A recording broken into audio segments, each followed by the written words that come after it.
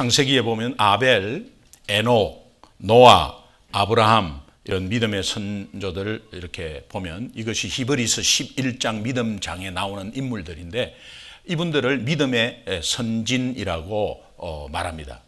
그런데 공통분모가 있다면 말씀을 듣고 그대로 행한 사람들이죠. 그래서 믿음이 있는 자다, 믿는 자다, 우리가 오늘 예수 믿는 자다 하면 말씀을 듣고 그 하나님의 말씀을 듣고 행하는 자라고 해도 과언이 아니죠. 그래서 내가 오늘 예수 믿는다 하면 나는 하나님 말씀을 듣고 행하는 자인가 라는 것을 한번 생각해 보면 좋겠어요. 그래서 믿음과 행위는 같이 갑니다. 믿음과 행위는. 그래서 우리 삶이 예수 믿음으로써 변화하는 것이죠. 그래서 믿음과 삶이 같이 병행하는 거죠. 그래서 구원의 조건은 유일하게 믿음이에요. 믿음이에요. 내가 하나님께 잘 보이고 또 하나님한테 열심히 함으로 인해서 구원받는 게 아니에요. 이미 구원은 받아놓은 상태인데 그 구원의 상태를 받아놓은 상태를 하나님 말씀으로 계속 받음으로 그것을 되새김으로 내 행동이 달라지는 거죠. 왜 행동이 달라지겠어요? 말씀이 적용되니까 그런 거죠. 말씀이 적용되지 않으면 내가 예수 믿는다고 하는 사람들 중에 행동도 변하지 않고 아무것도 변하지 않으면서 교회만 다니고 있는 사람들이 얼마나 많습니까? 그것은 이유가 있어요. 그래서 오늘 이 본문 말씀을 보면서 이 말씀을 듣고 행하는 자가 믿음의 사람인데 그러면 스스로 한번 질문해 보시죠. 나는 예수 믿는다고 하잖아요. 그러면 믿음의 사람인가? 저와 여러분은 스스로 질문할 수 있죠. 이런 맥락에서 우리 믿음과 관련해서 오늘 간단하게 두 가지를 좀 말씀드리고 여러분이 기도 제목을 삼았으면 좋겠어요. 처음에 말씀을 들을 때 여러분이 말씀을 집중해서 들어야 돼요. 말씀에 집중해서 들어야 되는데 이거는 말씀 듣는 태도와 마음가짐을 말해요. 내 의지가 아니면서 말씀을 잘 안 들릴 경우도 있어요. 그것은 세상에 관심이 너무 많다가 여기 오면 내 마음이 세상에 빼앗겨 있고 몸은 예배당에 와 있는데 아이 걱정하고 있고 내일 돈 낼 걱정하고 있고 이렇게 한다면 이제 여러분이 손해예요. 그건 악한 영이 여러분을 이제 방해하는 거예요. 예배 말씀 듣지 못하게. 말씀을 듣지 못하면 어떻게 합니까? 적용은 안 되죠. 말씀을 소홀히 여기고 들으면 당연히 적용 안 되죠. 근데 말씀을 집중해서 들으면 그것이 스타트가 되어가지고 실천할 수 있는 능력이 거기서 생겨요. 근데 여러분은 말씀을 대충 듣고 실천해야 되겠다고 자꾸 한다면 아마 굉장히 구멍이 날 겁니다. 그래서 오늘 그 말씀을 이제 하시는 건데 누가복음 8장 오늘 18절에 읽은 것에 보면 너희가 어떻게 들을까 스스로 삼가라. 너희가 어떻게 들을까 스스로 삼가라. 이 의미가 무엇이냐 하면 말씀을 듣는 태도와 마음가짐을 바로 하라는 것인데 하나님 앞에 말씀 듣는 태도가 어떻냐 이거죠. 그래서 여러분이 되도록이면 우리가 이제 앞자리 앉는 캠페인을 하잖아요. 근데 이 거리가 우리 교회는 거리가 멀지도 않아요. 그러면 뒷자리나 앞자리나 그 자리가 그 자리에 사실은. 그런데 되도록이면 앞자리에 와서 앉는 것은 하나님 앞에 굉장히 좀 친밀해지고자 하는 사람의 마음은 앞자리 쪽으로 오는 것이 조금 나은 것 같아요. 그래서 우리가 앞자리 캠페인 하면 되도록이면 뒷자리가 다 비어있고 앞자리로 다 채워져야 돼요. 그렇게 하실 수 있죠? 다음 꼭 그렇게 한번 노력해 보세요. 이 거리가 안 먼데도 우리가 좀 그렇게 할 필요가 있다. 근데 그렇게 뒤에 앉는다고 자세가 나쁘고 이런 건 아닌데 오늘 우리가 마음을 좀 더 이렇게 하면 더 좀 자세를 한번 마음가짐을 가져보자 이런 의미죠. 그 다음에 예배 이렇게 조금 주일 예배에 이렇게 조금 늦게 나오는 거 있죠. 늦게 나오는 게 습관이 될 수 있거든요. 저도 약속하는데 항상 5분, 10분 늦어요. 이게 이제 목사로서 굉장히 단점인데 분명히 시간을 맞춘다고 나오는데 늦어요. 그래서 제가 조금씩 넣는 거는 우리 성도가 좀 다 알 겁니다. 이게 잘못된 거죠. 앞으로 늦으면은 바로 지적해 주세요. 예, 그것은 실제로 지키려고 이제 제가 가장 신경 쓰는 부분이거든요. 이게 습관입니다. 습관입니다. 그러니까 그 자세가, 마음 자세가 굉장히 중요한 것 같아요. 그래서 말씀을 듣는 이 자세를 너희가 어떻게 들을까 스스로 삼가라. 예, 남이 지적해갖고 아닙니다. 말씀은 내한테 하는 소리예요. 내 옆 사람한테 하는 소리가 아니고 나한테 하는 소리거든요. 그러니까 그 말씀을 듣고 이제 내가 정말 제대로 한번 들어야지, 내 마음판에 팍 새겨야지 라는 마음으로 이 말씀을 한번 집중하라는 그런 의미죠. 그러면 이제 결과는 엄청난 차이가 나버려요. 여러분, 우리가 학교 수업 시간에 같은 학교를 다니고 같은 수업에, 같은 교실에, 같은 수업에, 같은 선생님께 들었는데 성적을 이렇게 시험을 치면 1등부터 60등까지 쫙 나오잖아요. 거의 이제 20등 이하를 보면 수업 태도가 별로 안 좋아요. 이제 그게 공통분모예요. 예. 그리고 만약에 내가 수학 선생님이 좋다 그러면 그 선생님이 좋아가지고도 맨 앞에 앉아서 아니면 집중해요. 그 집중하면 성적은 올라요. 이제 그런 결과가 나듯이 영적인 것은 이건 더합니다. 같은 교회에서 같은 예배 시간에 같은 말씀을 선포하는 목사님이 그 같은 목사님에서 말씀을 듣는데 결과는 천지차예요. 계속해서 머물고 있는 사람이 있는 반면에 나중된 자가 먼저 되어서 앞으로 쭉 나가버리고 이런 상황들이 얼마나 많은지 몰라요. 근데 그 영적인 결과는 우리 삶을 전체를 좌우하기 때문에 굉장히 더 중요합니다. 그래서 말씀 듣는 게, 집중해서 듣는 게 굉장히 중요합니다. 그래서 어텐션 하는 게 굉장히 중요해요. 그 다음에 두 번째는 우리가 믿음과 관련해서 말씀대로 이제 집중해서 듣고 나면은 말씀대로 실천해야 합니다. 실천해야 하는데 내가 실천해야 된다는 마음을 먼저 가지면 여러분은 함정에 빠집니다. 잘 안 되기 때문에. 그런데 우선 말씀을 집중하게 되면 실천하고 싶어요. 이게 참 하나님 방법이에요. 성령께서 인도하는 거죠. 말씀이 들어가면 그 말씀은 파워가 있기 때문에 성령과 함께 터치를 해요, 마음을.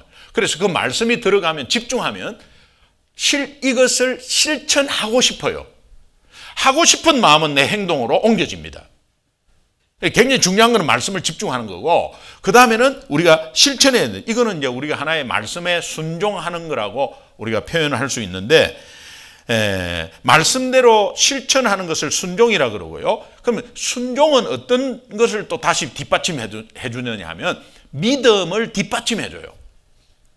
그래서 여러분이 조금 실천 안 되는 거를 결단하지 말고 말씀을 집중해서 들으면 거기에서 내가 실천할 수 있는 조그마한 하나의 내가 평소에 안 했던 거, 아니면은 내가 꼭 자존심 상해서 안 했던 거, 이런 것들 말씀의 능력에 힘입어서 정말 가서 미안하다, 잘못했다 이렇게 하는 거죠. 이제 그렇게 하면 그것이 이 실천이 돼 가지고 이 순종이 쌓이기 시작해요. 순종이 쌓이면은 믿음을 굉장히 받쳐줘요. 그래서 이 믿음의 기초가 순종이 되는 거죠. 그러면 그 순종이 말씀으로 대로하는 이런 것이 조금씩 이루어지다 보면 여러분은 탄탄하게 돼버려요. 믿음이. 아주 탄탄하게 돼. 그래서 조금씩 계속 이렇게 하다가, 이렇게 하면 말씀에 집중해서 조금씩 하다 보면 여러분은 삶이 굉장히 그래프가 달라지고, 그 다음에 어떤 풍파가 왔을 때도 그냥 이렇게 가는 거예요. 계속. 그래서 그 풍파를 이겨요. 그런데 여러분이 정말 말씀만 듣고 은혜만 받고 이러다가 적용 안 하고 있으면요, 쭉 가다가 어떤 풍파가 오면 팍 내려가 버려요, 그냥.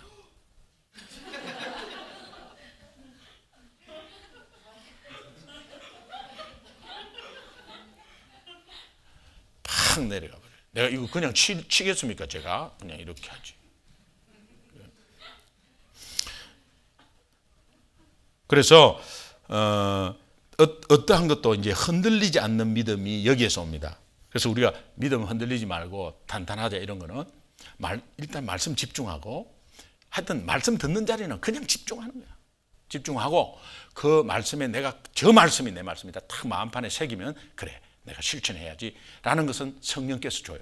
그래서 조금이라도 실천하기 시작하면서 가다 보면 이제 풍파 오는 것들이 별로 풍파가 없는 것처럼 느껴져요. 왜냐하면 풍파가 있는데 아무것도 아니니까. 그 믿음으로 이기게 되고 튼튼하게 된다. 이것이 이제 뭐 우리 늘 말씀드린 모래 위에 진 집, 반석 위에 지은 집 뭐 이렇게 이제 되는 거예요.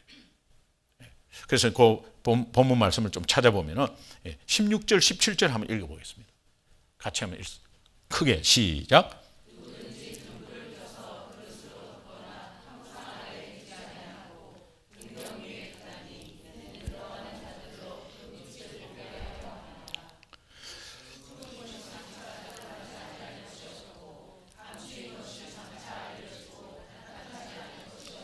자, 이 말씀은 뭐냐니까 누구든지 등불을 켜서 그릇으로 등불을 켜갖고 누가 덮겠어요? 등경 위로 이렇게 비치게 올려놓죠. 이 말은 뭐냐니까 말씀을 듣고 실천하는 사람의 삶을 말해요. 근데 그 삶이 내가 똑똑해서 막 이런 게 아니라 말씀이 실천되는 삶이니까 빛이 나는 거예요. 이게 파워가 있는 거예요. 그러니까 이 옆에 있는 사람이 이렇게 어둠이 드러나고 감춘 것이 드러나는 거죠. 여러분이 깜깜할 때는 모르잖아요. 그런데 불 밑에 있으면 이렇게 똥 묻은 게 있잖아요. 여기 막 더러운 게 있고 불 밑에 있으면 그러니까 우리 스스로도 굉장히 겸손해져요. 내가 부족하고 더러운 것을 내 스스로가 불 밑에서 스스로가 알고 있으니까 내 불 밑에서 내가 비친 불 밑에서 알 수 있으니까. 그러나 하물며 어두움은 다 밝게 드러나요. 그리고 또 등불을 이렇게 밝혀진다는 이 의미는 여러분이 복음을 가지고 있으면 복음은 감추지를 못해요. 복음을 감추고 나 복음을 감추고 이 감추지를 못해요. 복음은 드러나게 돼 있대요. 파워가. 그래서 막 삐짓고 나와 우리 삶에. 복음을 받은 사람은 복음이 삐짓고 나와. 어떤 면에서는 삐짓고 나와요. 그래서 감추인 것이 없고 숨겨진 것이 없다는 것은 물론 죄로 덮여갖고 숨겨 있는 것도 다 드러나고 그 다음에 복음의 능력도 거기서 막 그냥 드러난다는 그런 의미예요. 이제 그런 것들이 이제 말씀을 듣고 실천하는 삶 가운데서 일어나는 현상을 말하는 거예요. 그 다음에 18절 하반부에 보면 누구든지 있는 자는 받겠고 없는 자는 그 있는 줄로 아는 것까지 빼앗기리라. 이 말은 누구든지 있는 자는 하는 것은 말씀을 듣고 그것이 집중되어서 그 말씀이 조금이라도 실천되는 사람을 말해요. 그러니까 말씀을 실천하는 사람은 계속적으로 말씀이 공급되어서 계속적으로 승리하겠고 그런 의미. 이게 말씀이 이제 그때부터는 꿀과 같이 달게 돼요. 꿀송이 같이 말씀이 달게 돼요. 이제 그렇지 못하면 말씀을 읽으면서 자요. 예. 정말 우리가 흔히 읽으면서 잠이 오는 레위기가 얼마나 귀하게 보이는지 몰라요. 이때부터 말씀이 꿀송이 같이 달다는 표현이 어떤 것인가를 알게 돼요. 그래서 새롭게 계속 말씀이 주어지는 거예요. 똑같은 본문을 작년에 봤는데 올해 또 달라요. 그렇게 해서 계속 주어지는 거예요. 그것이 실천되니까 신이 나는 거죠. 신이 나는 거죠. 그러니까 이게 말씀이 어느 사람의 조언보다도 어느 사람의 지식보다도 어떤 사람의 경험보다도 훨씬 더 뚜렷한 거죠. 그래서 이 말씀을 붙잡고 가지 않으면 안 되게 돼 있어요, 나중에. 이제 그런 말이에요. 그런데 있는 줄로 알고 없는 자는 그 있는 줄로 아는 그것까지도 빼앗기리라. 이 말은 말씀을 실천하지 않는 자는 내가 잘 믿고 있다라는 그 생각마저 착각하는 것마저 싹 다 뺏어가 버린다. 그러면 하나님이 교회 잘 다니는 사람이 말씀 좀 그렇다고 예수 분명히 구원의 확신이 있는데 말씀 실천 안 한다고 뭐 싹 뺏어간다는 그 의미는 뭐냐? 여러분이 그렇게 뺏어간다 이런 의미로 받아들이지 마시고 하나님의 의도를 잘 알아야 돼요. 말씀대로 꼭 실천해라. 이제 그런 강조를 하는 겁니다. 지금.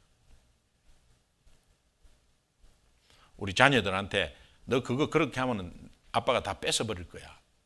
그거 계속 갖고 놀면 다 뺏어버릴 거야. 그러면 사실 뭐 뺏는 것보다는 그거 조심해라는 거예요.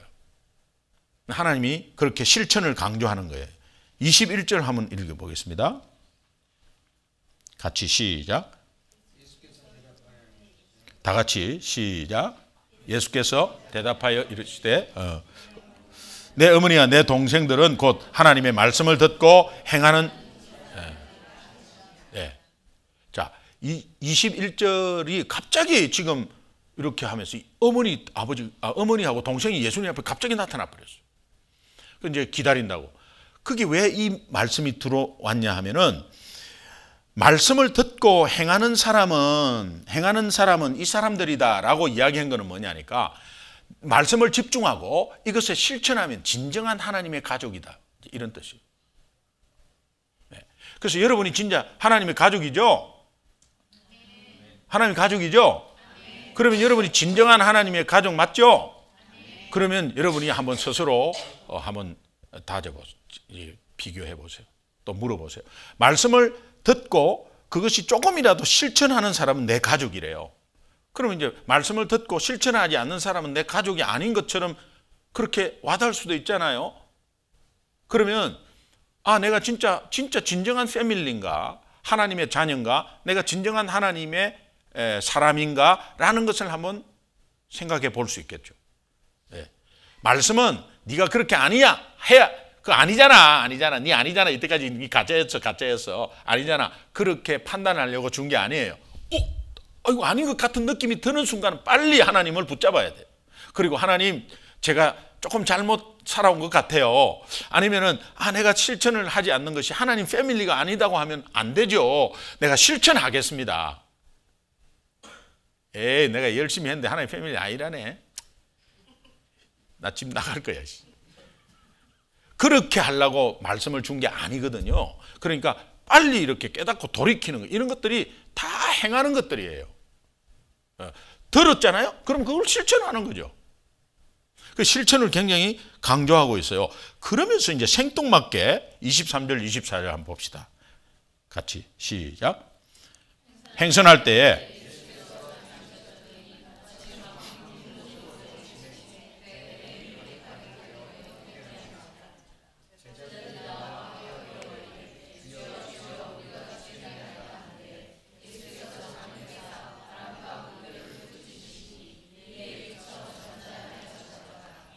갑자기 광풍이 지금 호수에서 광풍 만난 것을 지금 장면이 갑자기 지금 이어져 버려요. 어디 뭐 다른 이야기고 그러고 나서 며칠 후에 뭐 이런 것도 아니에요. 지금 바로 이어져요. 이게 지금 내용이 연결이 된다는 거예요. 말씀을 듣고 행하는 것과 이게 연결이 된다는 거예요. 어떻게 연결이 되냐 하면은 제자들이 지금 계속해서 따라다니고 지금 제자들은 예수님을 따라다니고 예수님께 배운 사람인데 이 실체가 드러나기 시작하는 거예요. 여러분 우리가 잘 믿다가도 문제 오면은 진짜 실체 드러나잖아요.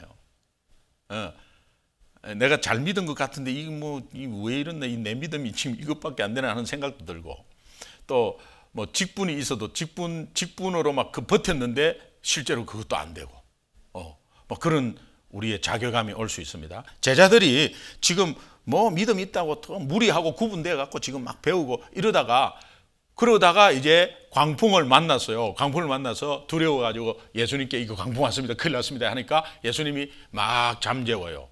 물결을 야단치고 막 잠재워요. 그러니까 이제 이 제자들이 보니까 좀 이상하잖아요.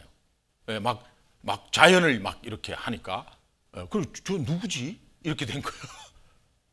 이게 얼마나 생뚱맞습니까? 지금 예수님 따라다니면서 뭐 그냥 그리스도라 하고 따라다니는데 막 이렇게 자연을 잠재우고 막 이렇게 쫙 이렇게 막 하니까 막 꾸짖고 막 물결 조용해. 바람 좀 스탑. 막 이러니까 그거 보니까 누구야? 이렇게 된 거예요. 그럼 이때까지 따라다니는 게 맹탕하네 지금. 그러면서 25절에 보니까 너희 믿음이 어디 있느냐? 이렇게 이제 물어보는 거예요. 너희 믿음이 어디 있느냐? 이 말은 너희는 내가 아직까지 내가 누군지 나를 안 믿는 것이고 내가 누군지 모르고 있지 않느냐? 왜 그러냐면은 그가 누구이기에 바람과 물을 명하여 순종하게 하는가? 제자들이 그렇게 지금 저 사람 누구길래 바람과 물결을 명해가지고 잠잠하게 합니까? 저 누구예요 도대체? 하나님을 지금 보여준 거 아니에요. 그러니까 누구냐고 저게. 그러니까 너희 믿음이 어디 있느냐 이 말은 지금 내가 누군지를 모른다라는 그 의미는 다시 말하면 믿음이라는 것에 대해서 네가 지금 내한테 말을 듣고 많이 배웠지만은 네 삶 가운데 그 말씀으로 조금이라도 실천하지 않으니까 지금 이 모양이지. 그렇게 말하는 거예요.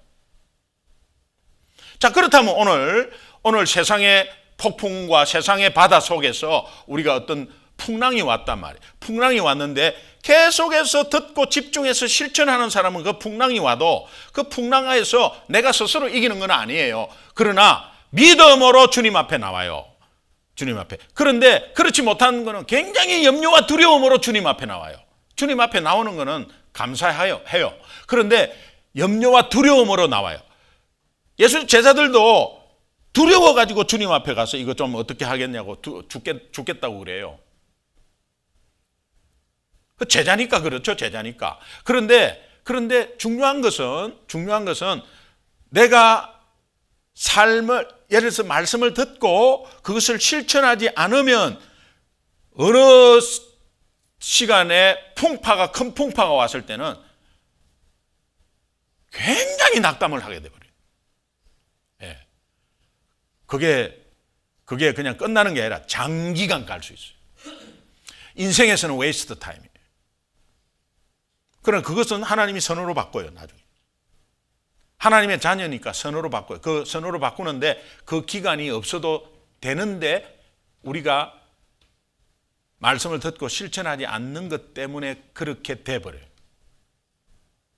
그래서 지금 생뚱맞게 풍랑이 나온 거죠. 우리의 삶의 바다에서 마주치는 무서운 강풍으로 인해서 여러분이 정말 하나님 앞에 나오더라도 두려움과 염려로 나오세요? 아니면 믿음으로 나오세요? 주님 앞에 나와도 내 문제를 하나님 지금까지 이렇게 해오셔서 충분히 그렇게 할 줄 믿습니다. 또 하나님 뜻대로 하나님의 선하심으로 내가 이길 줄 믿습니다. 문제를 없애달라는 것보다는 그 문제를 통해서 내가 이기게 하시고 그 문제를 통해서 하나님의 선하심을 발견하게 해 주십시오. 이러면 그 사람은 믿음으로 나온 거예요. 근데 염려와 두려움으로 하면 하나님 이거 어떡하냐고 막 그렇게. 이제 그런 기도의 내용조차도 다르게 되는 거예요. 그러면은 나만을 위한 기도가 계속되는 것인가 아니면 이웃을 위한 기도가 많아지는 것인가도 또 차이가 또 나게 돼 있어요. 그러면서 믿음의 그릇은 계속해서 차이가 나게 돼 있어요. 그래서 저 사람이 굉장히 초신자였는데 3년 뒤에는 엄청난 일을 하고 있는 모습을 봐요.